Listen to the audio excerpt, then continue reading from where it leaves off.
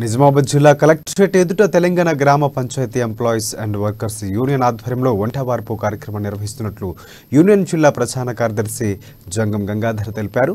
ఎడపల్లి మండల కేంద్రంలో ఆయన మీడియా సమావేశం ఏర్పాటు చేశారు. జీవో నెంబర్ 60 ప్రకారం పలు రంగాల కార్మికులకు కనీస వేతనాలు చెల్లించాలని ఆయన డిమాండ్ చేశారు. మల్టీపర్పస్ వర్కర్ విధానాన్ని రద్దు చేసి పంచాయతీ సిబ్బందికి ఉద్యోగ భద్రత కల్పించాలన్నారు. పీఎఫ్ అలాగే ఈఎస్ఐ ప్రమాద బీమా సౌకర్యాలు అమలు చేయాలన్నారు. తమ డిమాండ్ల సాధనకు కలెక్టరేట్ ఎదుట వంటవార్పు కార్యక్రమం చేపడుతున్నట్లు వివరించారు.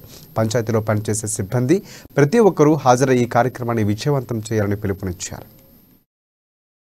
ఈరోజు గ్రామ పంచాయతీ కార్మికుల సమస్యలపైన ప్రభుత్వము చిన్న చూపు చూస్తున్నది. ఇందులో 100కి 99% దళితులు, గిరిజనులు, బలగు బలహీన వర్గాలు, మైనార్టీలు పనిచేస్తున్నారు. కాబట్టి ప్రభుత్వము వీళ్ళతోని ఏమి కాదు, వీళ్ళంతా చదువుకునే వాళ్ళు, చదువురాదులకు ఏం వింటారని చెప్పి ఈ ప్రభుత్వం చూస్తుంది. వెంటనే ఈ ప్రభుత్వానికి గుణపాఠం చెప్పాలని రాష్ట్ర కమిటీ పాలకుర్తి నుండి పట్నం వరకు 17 రోజుల పాటు 325 కిలోమీటర్లు పాదయాత్ర చేసింది. అయినా ఈ ప్రభుత్వము గ్రామ పంచాయతీ పాదయాత్ర ముగింపు సందర్భంగా చర్చలు పిలవాలని చెప్పినా కూడా పట్టించుకోలేదు. అందువలన ఈ నెల 20 తారీఖు నాడు జిల్లా కలెక్టర్ కార్యాలయం ముందు వంటవార్పు చేయాలని